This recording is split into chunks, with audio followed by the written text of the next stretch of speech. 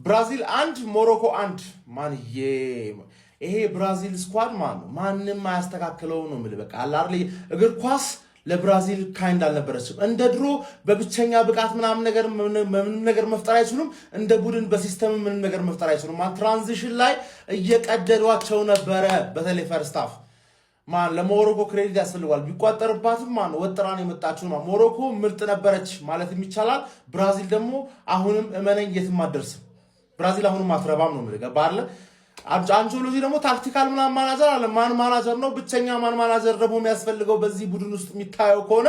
ቪኒሺየስ ጁኒየር ነው ገባ ብቻውን ከትባክ ልምጥጥ ሰው እንደሆነ አሳያቸው ነው ሌላው እንዳለ ማይረባ ማለት ካሰሚሮን ሽማግሌ ለቡድኑ ምርጥ ሁሉም ለቡድናቸው ምርጥ ነው ኮዚ ሲመጡ አይሰሩ ካሰሚሮ ሽማግሌን አስወጣና የባሰ ሽማግሌ ፋቢኒዮን ቀይሮ ሲገባ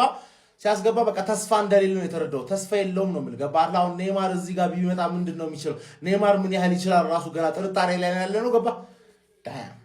ዳም ማን ለሞሮኮ ክሬዲት ዘንድሮም ምርጥ ነው የመጡት በእርግጠኝነት ዘንድሮም ሞሮኮ ምርጥ ሆና ነው የመጣችው ብራዚል የትም አደርስም በቃ ብራዚል ምናምን ያላችሁ ተስፋ የምታደርጉ ሰዎች የልጅነት ክለብ እና የልጅነት ሀገሬ ምንም ማድረግ አይቻልም ብራዚል የትም አደርሽም ነው ልጅ ከና አንቾሎቲ ትሸኛለሽ በጣም ያሳዝናል ይሄ ግሩፕ ክፍት ነው ማንንም ሊበላ ይችላል